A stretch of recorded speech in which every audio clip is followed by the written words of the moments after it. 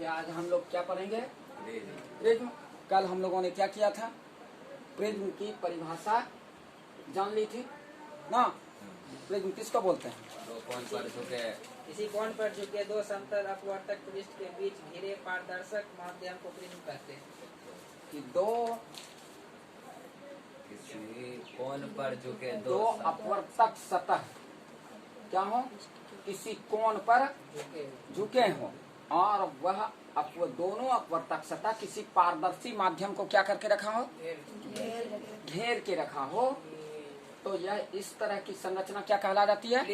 Prism कहला जाती है।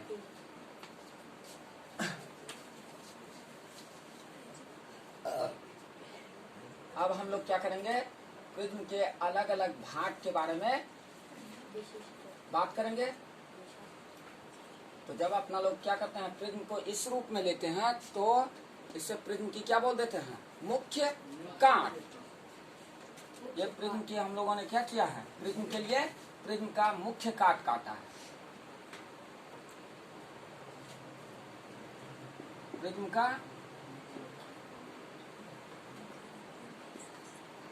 मुख्य काट। लेकिन एक्चुअल में प्रिज्म हम लोग कैसे वास्तविक रूप में प्रिज्म कैसे बनाए थे?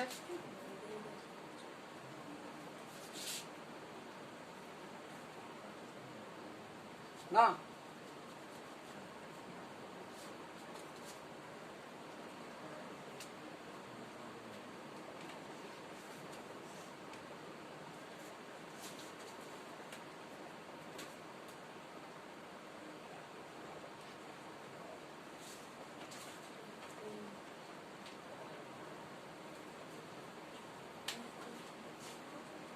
ये नीचे का है, यानी त्रिभुजाकार स्थिति में हमारा प्रिज्म रहता है, लेकिन उसका तीनों अपवर्तक सतह नीचे से ऊपर तक, एक सतह इस तरफ, एक सतह इस तरफ और एक सतह इस तरफ, तो तीन अपवर्तक सतह। अभी देखो ये एक अपवर्तक सतह हुआ,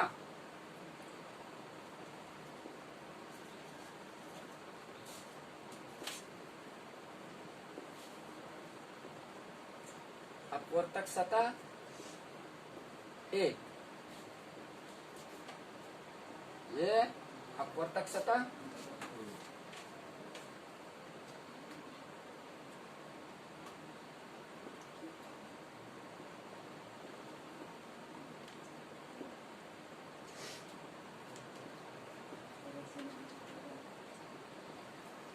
और तीसरा अपवर्तक सतह जो इस तरफ से, ये आयताकार, सभी आयताकार स्थिति में है। ये भी देखो आयताकार स्थिति में, इसमें चौड़ाई है, ये चौड़ाई है, ये लंबाई है, इस सतह की चौड़ाई लंबाई है। फिर ये सतह भी चौड़ाई और लंबाई के साथ है ना। तो दूसरा सतह हो गया।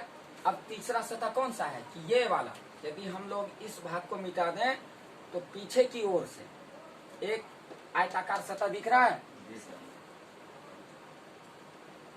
ये वाला सतह। या तो आप कैसे समझ सकते हो, या तो ये आगे की ओर है या पीछे की ओर है।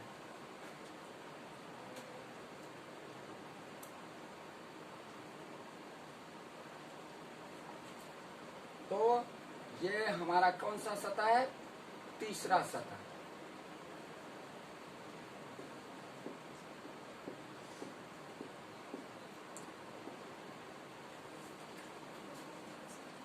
अपवर्तक सतह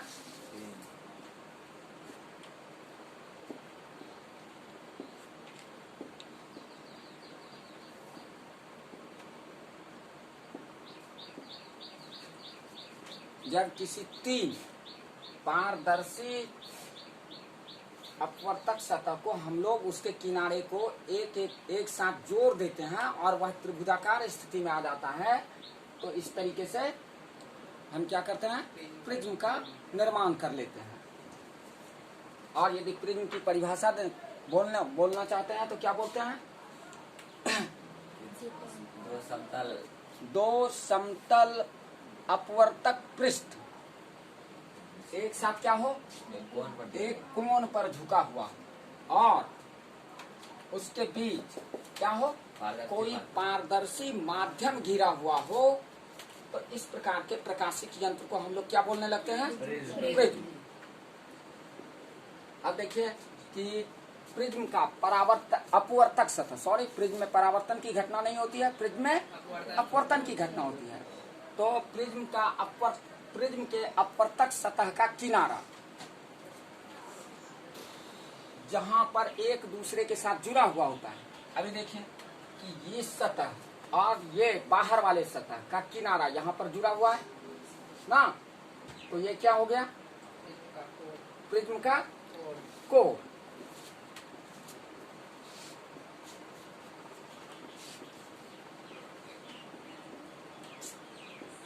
परिभाषा के हिसाब से कि प्रिज्म के अपवर्तक सतह का किनारा जिस सरल रेखा पर जुड़ा हुआ हो, तो ये अपवर्तक सतह अभी देखते हैं, और ये वाला अपवर्तक सतह, इसका दोनों किनारा एक दूसरे से कहा इस सरल रेखा पर जुड़ा हुआ है, तो ये हमारा क्या हो गया?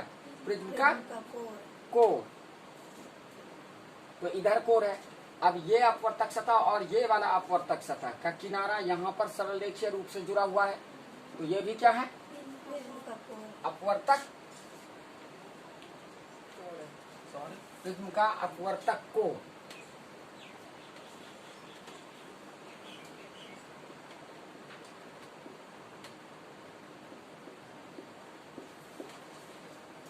तो इधर भी अपवर्तक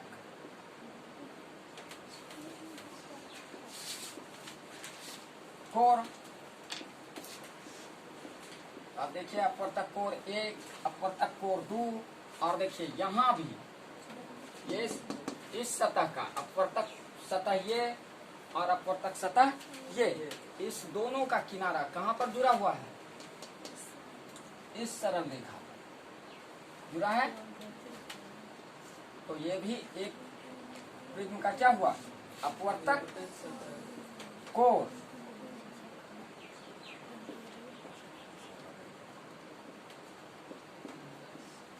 ना, तो अपवर्तक कोण 3। प्रिज्म में कितने अपवर्तक सतह होते हैं? 3 सतह होते हैं, लेकिन अपवर्तन की घटना में केवल कितने सतह भाग लेते हैं? 2 सतह। केवल 2 सतह। एक सतह हमेशा उसका प्रिज्म का क्या होता है? आधार होता है, जो नीचे की ओर रखा रहता है। एक सतह नीचे की ओर रहे और 2 सतह उस पर क्या है? जैसे एक सतह ऐसे है और इस पर 2 सतह क्या है? इस रूप में है। तो ये वाला सतह और ये वाला सतह अपवर्तक पृष्ठ कहलाता है। तो प्रिज्म में 3 पारदर्शी अपवर्तक सतह लगे होते हैं, लेकिन केवल अपवर्तक सतह के रूप में जब प्रिज्म से वर्ण विक्षेपण की घटना करते हैं, तो प्रिज्म का 2 ही सतह क्या करता है? अपवर्तन की घटना में भाग लेता है। इसलिए 2 सतह को ही अपवर्तक सतह कहा जाता है। ठीक है। लेकिन वैसे हम लोग 3 पारदर्शी अपवर्तक सतह को क्या करते हैं? प्रिज्म में प्रयोग करते हैं, प्रिज्म बनाने के लिए प्रयोग करते हैं। तो 3 अपवर्तक सतह, 3 अपवर्तक कोण। अब उसके बाद क्या पढ़े? अपवर्तक कोण। अपवर्तक, प्रिज्म का अपवर्तक कोण। अब प्रिज्म का अपवर्तक कोण, अभी देखो कि ये सतह, ये सतह, ठीक है।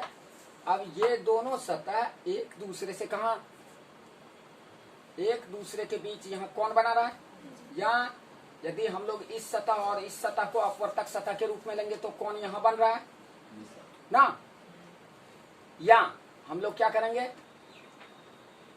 इस वाले सतह, अभी देखो कि यहाँ से यहाँ इस सतह और इस सतह को अपवर्तक पृष्ठ में लेंगे तो यहाँ से यहाँ बना हुआ कोण क्या कहलाएगा?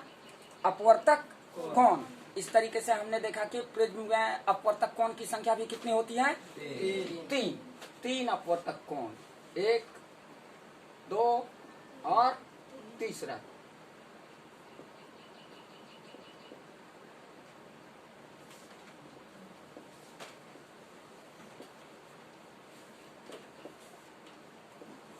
ना,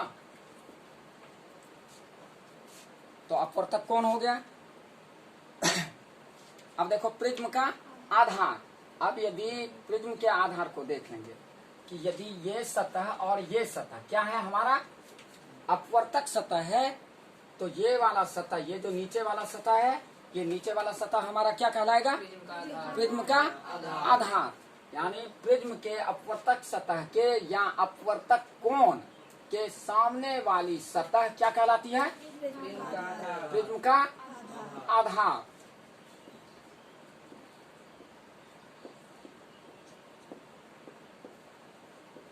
ठीक, तो इस तरीके से हमने प्रिज्म का आधार देख लिया कि प्रिज्म में कितने अपवर्तक सतह, 2 अपवर्तक सतह, यानी 3 पारदर्शी सतह लेते हैं अपवर्तन की घटना के लिए। लेकिन प्रिज्म से जब अपवर्तन की घटना होती है तो सिर्फ 2 सतहों से ही प्रकाश की किरण क्या करती है, अपवर्तन की घटना करती है। इसलिए अपवर्तक सतह का काउंट कितना किया जाता है, 2। उसके बाद यदि प्रिज्म के 2 अपवर्तक सतह और अपवर्तक कोण की संख्या प्रिज्म में कितनी, 3। अपवर्तक कोण की संख्या कितनी, 3 ना। हाँ। अपवर्तक कोण की संख्या कि जब हम 3 सतह को एक साथ ऐसे जोड़ेंगे तो 3 सतह को जोड़ने पर 3 सरल देखिए किनारा प्राप्त होगा, और 3 सरल देखिए किनारा प्राप्त होने के कारण हम लोग क्या बोलेंगे, प्रिज्म में कितने अपवर्तक कोण हैं, 3। और प्रिज्म का आधार कि किसी प्रिज्म का अपवर्तक कोण, यह अपवर्तक कोण है, ये दोनों हमारा क्या है, अपवर्तक सतह है। और यदि ये दोनों अपवर्तक सतह है तो यहाँ इस दोनों अपवर्तक सतह के बीच बना हुआ कोण ही क्या कहलाता है, प्रिज्म का अपवर्तक कोण। और इस कोण के सामने की भुजा या सामने की सतह क्या कहलाती है, प्रिज्म का आधार। प्रिज्म का आधार कहलाती है। ठीक है,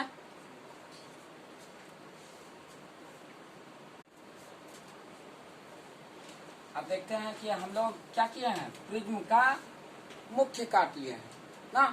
चित्र में क्या लिया है, प्रिज्म का मुख्य काट। कि प्रिज्म का मुख्य काट किसको बोल देते हैं, जब आप क्या करते हो, प्रिज्म इस तरीके से बनाते हो,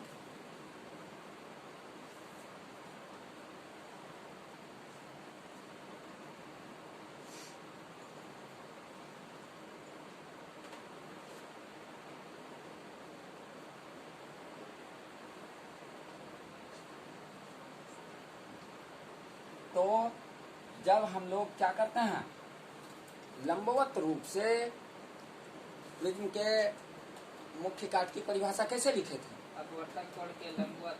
अपवर्तक कोण के लंबवत। तो ये हमारा क्या है, अपवर्तक कोण। यहाँ पे लिखे, अभी देखो कि ये सतह ये दोनों इस सरल रेखा पर मिली हुई है, तो ये हमारा अपवर्तक कोण हुआ।